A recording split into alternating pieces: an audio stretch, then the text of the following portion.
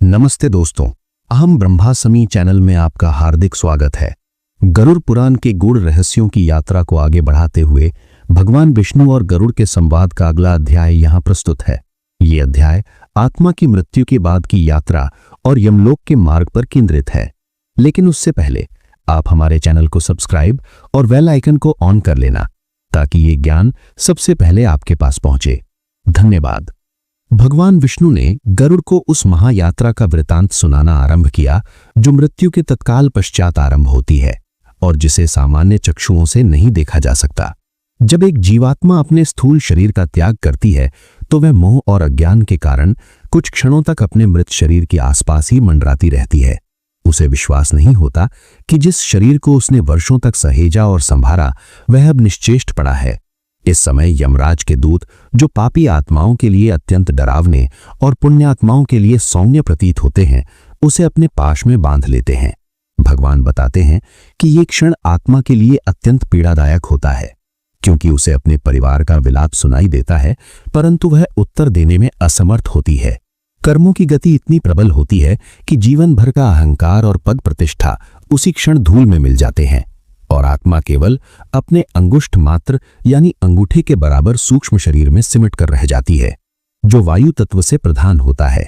जीवात्मा की ये यात्रा अत्यंत दुर्गम और कष्टकारी बताई गई है, विशेष रूप से उन लोगों के लिए जिन्होंने अपने जीवन में धर्म का पालन नहीं किया। गरुड़ पुराण के अनुसार मृत्यु के बाद यमलोक तक पहुंचने का मार्ग 86,000 योजन लंबा है, जिसे पार करने में आत्मा को लगभग 47 दिनों का समय लगता है। लेकिन पृथ्वी का समय और उस लोक का समय भिन्न होता है। इस मार्ग में न तो कोई वृक्ष है जिसकी छाया में आत्मा विश्राम कर सके और न ही कोई सरोवर है जहां वो अपनी प्यास बुझा सके। वहां केवल तपती हुई बालू और तीक्ष्ण कांटों भरा रास्ता है। भगवान समझाते हैं कि जिन लोगों ने अपने जीवन में प्यासों को पानी पिलाया है या राहगीरों के लिए छाया की व्यवस्था की है, उन्हें इस मार्ग पर दैवीय सुख सुविधाएं प्राप्त होती हैं। उनके लिए आकाश में बादल छा जाते हैं और ठंडी हवाएं चलती हैं, जबकि पापी आत्माएं सूर्य की प्रचंड गर्मी में जलती हुई आगे बढ़ती हैं और यमदूतों के कोड़ों का प्रहार सहती हैं। इस यात्रा का सबसे भयानक चरण वैतरणी नदी को पार करना है, जिसका वर्णन सुनकर ही गरुड़ कांप उठे। भगवान ने बताया कि ये नदी रक्त, मवाद और अस्थियों से भरी हुई है और इसमें भयानक मगरमच्छ तथा मांस नोचने वाले पक्षी निवास करते हैं। जब कोई पापी आत्मा इस तट पर पहुंचती है तो नदी का जल उबलने लगता है और उसमें से डरावनी आवाजें आने लगती हैं। वह आत्मा भय से क्रंदन करती है, परंतु वहां कोई बचाने वाला नहीं होता। शास्त्रों में गौदान का महत्व इसलिए बताया गया है क्योंकि ऐसा माना जाता है कि जिसने अपने जीवन में विधि विधान से गौदान किया है, उसके लिए एक नौका उपस्थित हो जाती है और वो गाय की पूंछ पकड़कर इस भयानक नदी को आसानी से पार कर जाता है। ये विवरण हमें ये सिखाता है कि हमारे द्वारा किया गया दान केवल दूसरों की सहायता नहीं है, बल्कि वो हमारी अपनी अंतिम यात्रा का बीमा है। यमलोक के मार्ग में 16 प्रमुख नगर पड़ते हैं, जहां आत्मा को कुछ समय के लिए रुकना पड़ता है। इनमें सौम्यपुर, सौरीपुर, नागेंद्र भवन, गंधर्व नगर और अन्य शामिल हैं। इन स्थानों पर आत्मा को वही भोजन और जल प्राप्त होता है जो उसके पुत्र और परिजन पृथ्वी पर पिंडदान और तर्पण के रूप में अर्पित करते हैं। भगवान विष्णु कहते हैं कि यदि किसी मृतात्मा के निमित्त उसके परिजन श्राद्ध कर्म नहीं करते तो वह आत्मा भूख और प्यास से तड़पती हुई आगे बढ़ती है। ये भूख इतनी तीव्र होती है कि आत्मा अपने ही कर्मों को कोसती है। इसीलिए हिंदू धर्म में मृत्यु के बाद 13 दिनों तक किए जाने वाले संस्कारों का अत्यधिक महत्व है। वे मंत्र और पिंड सीधे उस यात्रा कर रही आत्मा को ऊर्जा प्रदान करते हैं और यमदूतों के कठोर व्यवहार से उसे कुछ राहत दिलाते हैं। जब आत्मा अंततः यमराज के दरबार में पहुंचती है तो वहां का दृश्य उसके कर्मों के अनुसार बदल जाता है। धर्मराज यम का स्वरूप पापियों के लिए काल के समान काला, भयानक और क्रोधित दिखाई देता है, जबकि पुण्यात्माओं के लिए सौम्य, शांत और विष्णु भक्त के रूप में दर्शन देते हैं। वहां चित्रगुप्त अपनी विशाल पुस्तक अग्रसंधानी खोलते हैं, जिसमें मनुष्य के जन्म से लेकर मृत्यु तक के एक एक पल का हिसाब दर्ज होता है। भगवान विष्णु कहते हैं कि मनुष्य संसार से अपने पाप छिपा सकता है, अंधेरे में अपराध कर सकता है, लेकिन चित्रगुप्त की दृष्टि से कुछ भी ओझल नहीं रहता। वहां किसी वकील या गवाह की आवश्यकता नहीं होती क्योंकि आत्मा का अपना अंतःकरण ही सब कुछ स्वीकार कर लेता है। वहां का न्याय पूर्णतया निष्पक्ष होता है और कर्मों के आधार पर ही स्वर्ग या नरक का निर्णय सुनाया जाता है। नरक का वर्णन करते हुए भगवान विष्णु ने विभिन्न प्रकार के दंडों के बारे में बताया जो प्रतीकात्मक और सुधारात्मक दोनों हैं। जैसे कुंभीपाक नरक उन लोगों के लिए है जो निर्दोष जीवों की हत्या करते हैं या अपने स्वार्थ के लिए दूसरों को तड़पाते हैं। वहां उन्हें गर्म तेल की कढ़ाई में पकाया जाता है। असीपत्र वन नरक उन लोगों के लिए है जिन्होंने अपने वचनों को भंग किया और मित्रों को धोखा दिया। वहां तलवार जैसे पत्तों वाले वन में उन्हें दौड़ाया जाता है। तामिश्र नरक में उन लोगों को डाला जाता है जो दूसरों के धन का हरण करते हैं।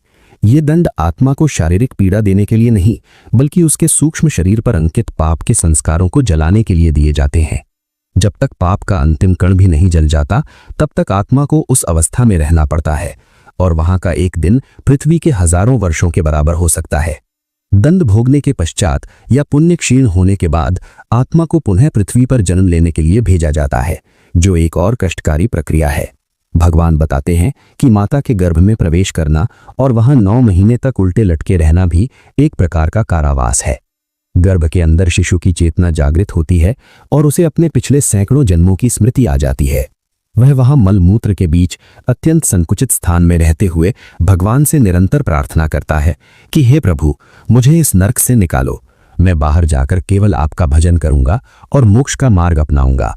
गर्भवास का ये कष्ट जीवात्मा को वैराग्य का पाठ पढ़ाता है और वह संकल्प लेती है कि इस बार वो जीवन को व्यर्थ नहीं जाने देगी। इसे गर्भ उपनिषद का ज्ञान भी कहा जाता है, जो आत्मा की सबसे शुद्ध अवस्थाओं में से एक है।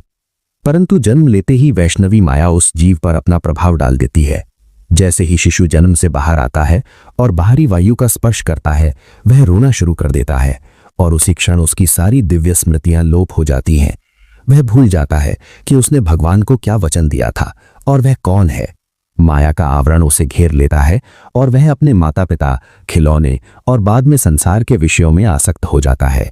भगवान विष्णु गरुड़ से कहते हैं कि यही वह चक्र है जिसमें फंसकर प्राणी बार बार जन्म लेता है और मरता है।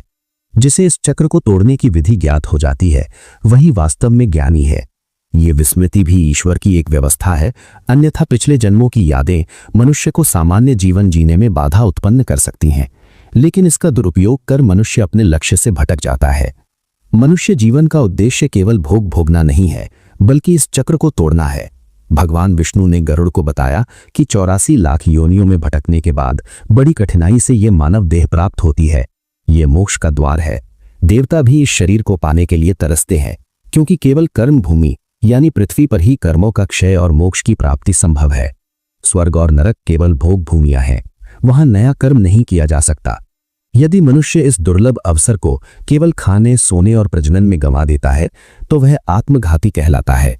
उसे फिर से कीड़े मकोड़ों और पशु पक्षियों की योनियों में अनंत काल तक भटकना पड़ता है, जहां चेतना का विकास अत्यंत सीमित होता है और केवल भय और आहार की चिंता ही जीवन का आधार होती है।